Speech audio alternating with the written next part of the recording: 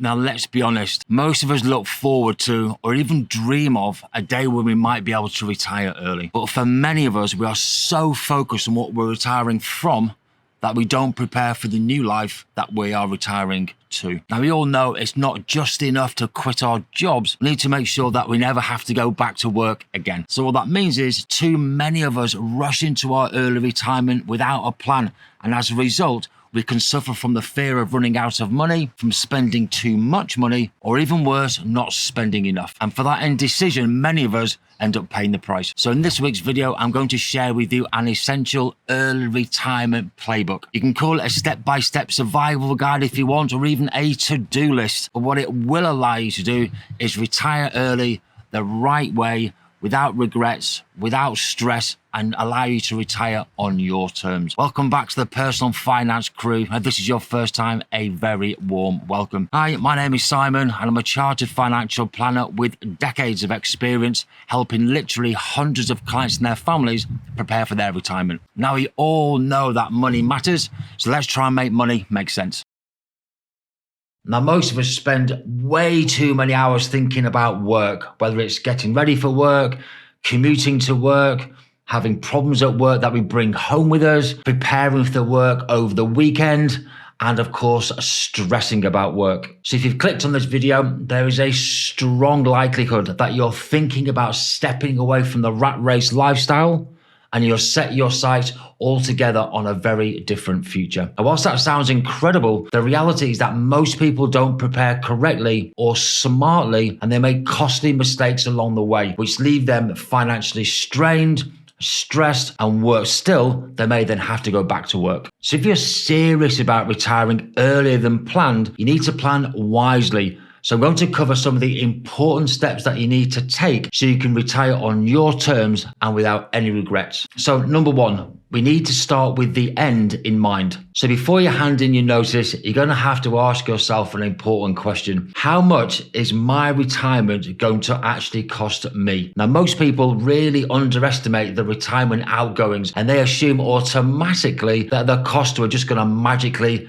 be lower. But in reality, you're going to need money to cover your essential household costs, your utility bills, your food, healthcare, running your car if you're fortunate to have one, your holidays, and of course, other spending habits such as eating out, subscription services for Apple, Netflix, or Amazon, as well, of course, as spending on clothes. So what's useful is you might want to have a quick look through your most recent bank statements, and you might be truly shocked at how much money you just spend on stuff. What you then need to do is you need to find out how many of these outgoings are going to remain in place during your retirement and what you can actually forget about and cancel. Now, you need to bear in mind inflation as well, and that's going to increase the cost of these outgoings every single year, but it's also going to erode your spending power over time. £1,000 in 1995, which is just 30 years ago, is worth just £300 in today's money. So you're going to have to accept that your outgoings will increase over time. So you're likely to need more savings than you planned for,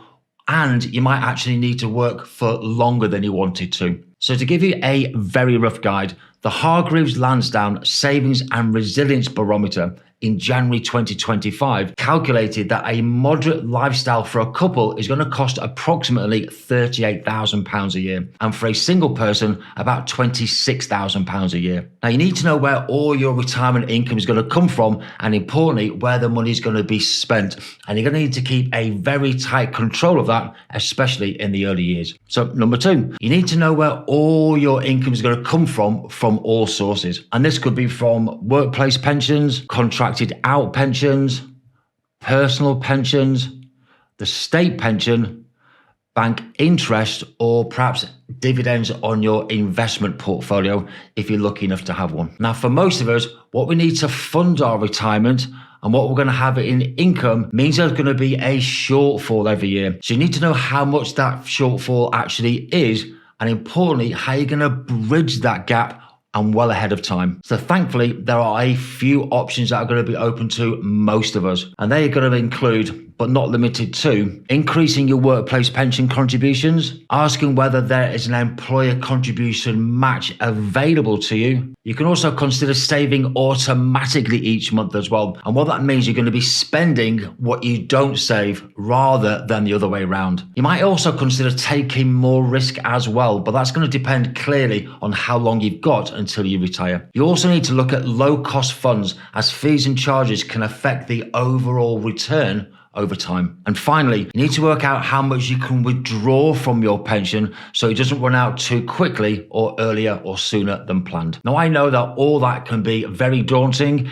and very overwhelming for most people. So in next week's video, I'm going to break down the latest research from Fidelity about investment performance and withdrawal rates. So please take this opportunity to like and subscribe to the channel so you don't miss that valuable content. But rest assured, it does make fascinating reading, by the way. So number 3, should you consider consolidating your pensions? Well, research shows that many of us will have worked for up to 12 employers during our working lifetime. And that means it's likely that we've collected many pensions along the way. Now, pension consolidation can help simplify your pension finances. It can lower the fees and charges.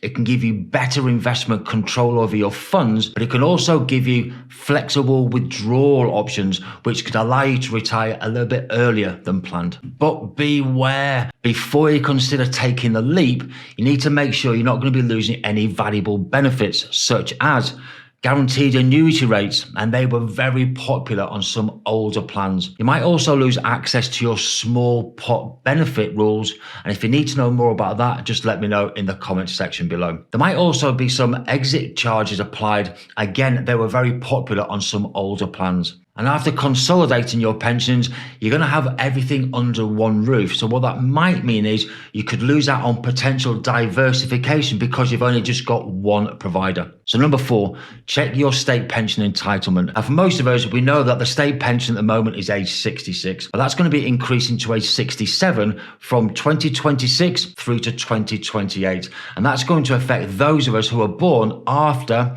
April 1960, and that is about 90% of the people who follow this channel. Now, for most of us, that's going to mean we need 35 qualifying years to get the maximum new single-tier pension, which came into force in 2016. But if you've contracted out, you might need more than a 35-year national insurance track record to get the maximum state pension. Now, of course, you can top up any gaps that you've got in your national insurance record going all the way back to 2006, but the deadline to apply for that is the 5th of April, 2025. Now, I'm going to link a video about this, which goes into a lot more detail at the end of this video. And here is the online web address for you to check your own state pension forecast. Now, here is a quick tip. Due to massive public demand, as you can imagine, it's been very difficult to get through to the right department. But if you request a callback before the 5th of April deadline, you're still going to be able to pay voluntary national insurance contributions even after the deadline has passed. So here's a link to request your callback in case you can't get through to the right department. Now remember, once this opportunity to go back and fill in gaps in your national insurance record to 2006 has gone, it is gone for good. So number 5, use PensionWise if you're aged over 50 years old. Now, PensionWise is a government-backed guidance service which offers free and impartial support on your pension options. They're going to be able to help you understand how to access your pensions, as well as any tax implications that you might need to think about and consider, as well as some strategies which you can make to use your pension perhaps stretch out a little bit and last longer. I've left a link on screen so you can actually go ahead and book your free appointment. And number 6, don't forget about the employee benefits that you're leaving behind. So when you retire early, you're giving up more than just a monthly wage. You're also going to be saying goodbye to some valuable benefits such as healthcare or private medical insurance, life insurance, death in service benefits. So you might need to consider replacing or the cost of replacing these to protect you and your family against sickness,